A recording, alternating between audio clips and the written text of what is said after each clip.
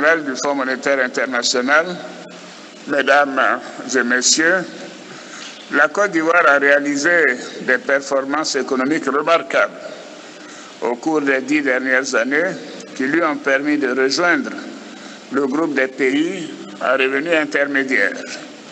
Ce ne fut pas chose facile.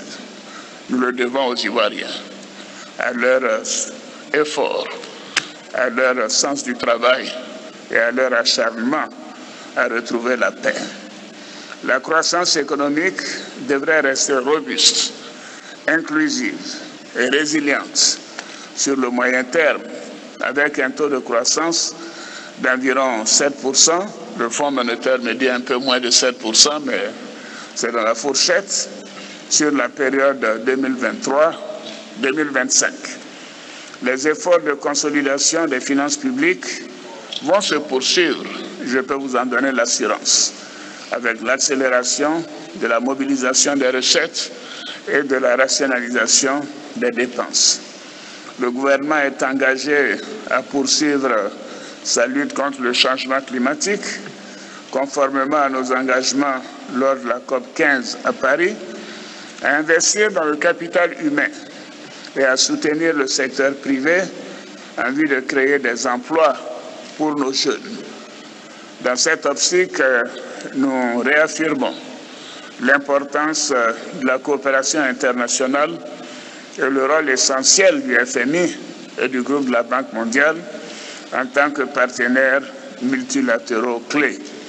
Et nous voulons vous réitérer nos remerciements à ces deux institutions et à leurs responsables pour avoir fait confiance à la Côte d'Ivoire. Et je peux vous dire que nous continuerons de faire en sorte de mériter cette confiance. À cet égard, nous saluons l'approbation en mai 2023, donc il y a quelques mois, par le Conseil d'administration du FMI, de notre nouveau programme économique et financier avec un financement de 400% de la quote-part, soit environ 3,5 milliards de dollars pour les prochaines années, les 3 prochaines années.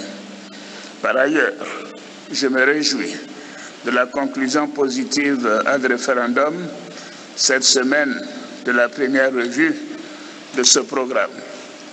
Le gouvernement poursuivra avec les équipes du FMI des négociations sur le Fonds fiduciaire pour la résilience et la durabilité.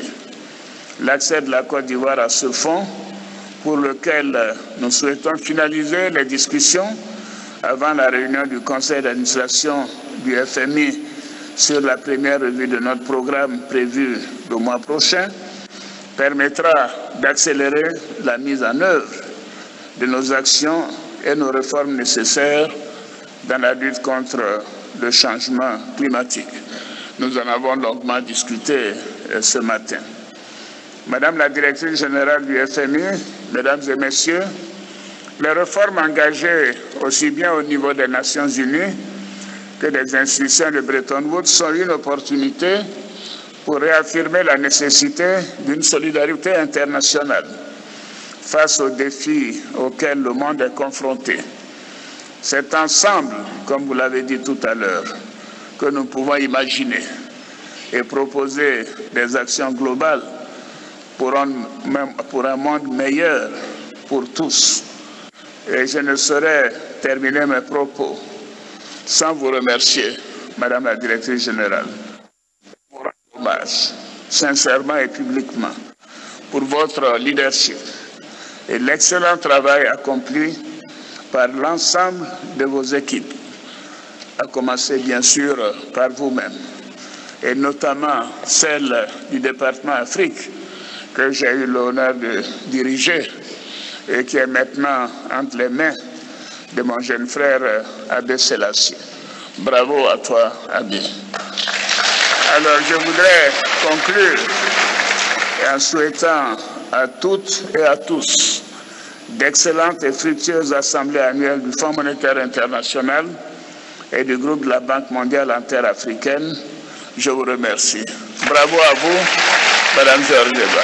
Bravo, bravo, bravo à vous. Bravo à vous. Bravo. Bravo à à Madame la Directrice Générale, et merci de nous avoir honorés. Merci beaucoup.